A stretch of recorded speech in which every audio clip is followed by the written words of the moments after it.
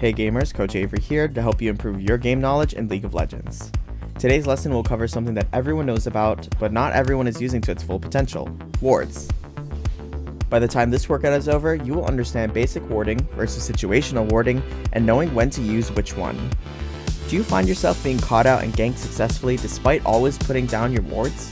With the tips and warding placements in this session, you'll be able to stop dying unnecessarily with just some minor adjustments and changes to how and when you're using your vision. So warding is a fairly simple concept overall, but can rely a lot on your own awareness of what's going on in the game and the best places to ward. Hop into the practice tool and spend 10 minutes going around the map and practicing your regular warding places, but also looking around for wards that you think would be useful that you don't normally ward every single time that you put one down, and see the difference in vision and what each one gives you information on. So what are all the types of wards anyway?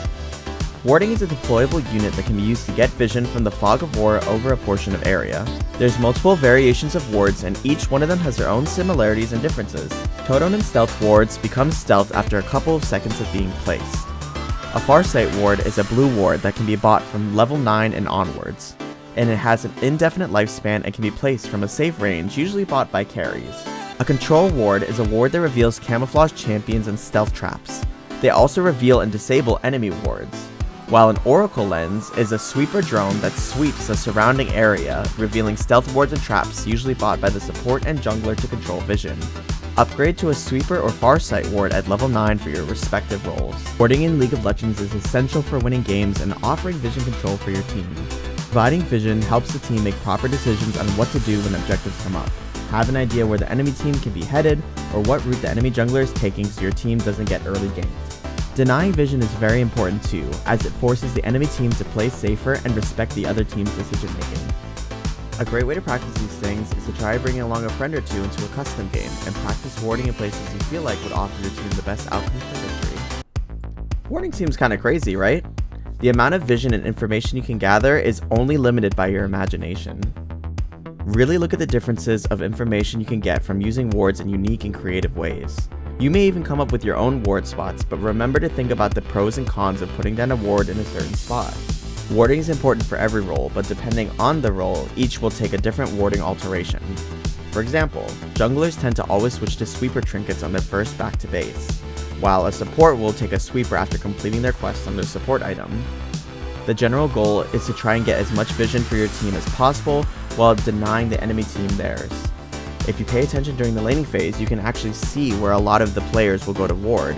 If they walk down to the river for a couple of seconds, disappear from vision after walking towards the top side of the map, odds are they're placing a ward in their jungle. A good goal to start is having a vision score around double what the time is in the game when you're playing support, and around the same number as minutes in the game when you're playing any other role. So for example, for 15 minutes in the game, you want to have around a 30 vision score for support, and 10 to 15 for everyone else. Hop into a normal draft game and focus on this first. Vision score can be checked by the number that's displayed over your trinket when you hit the tab button. While you play, make sure you pay attention that you're not letting your warding totems or control wards stack in your inventory. You should never at any point have 2 charges in your inventory except when coming from base. We can practice this as much as possible to get the hang of warding whenever we have a charge up. Making sure to prioritize your vision around objectives that are coming up and not just throwing down your vision anywhere is important to remember. If you have a ward in your inventory, get it on the map.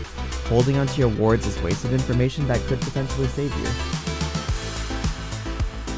I hope everyone learned something new about warding today, or even if it's not new, a refresher and reminder every now and again can always help. Many newer players get into the habit of using the same wards every single game, but using this information and these examples that we'll build on in future videos will have you controlling vision on the Rift like a pro in no time. Remember to take the time to figure out which wards are the best in which situation, and not to forget that control wards exist. My name is Coach Avery, have an amazing day, and I will catch you on the Rift.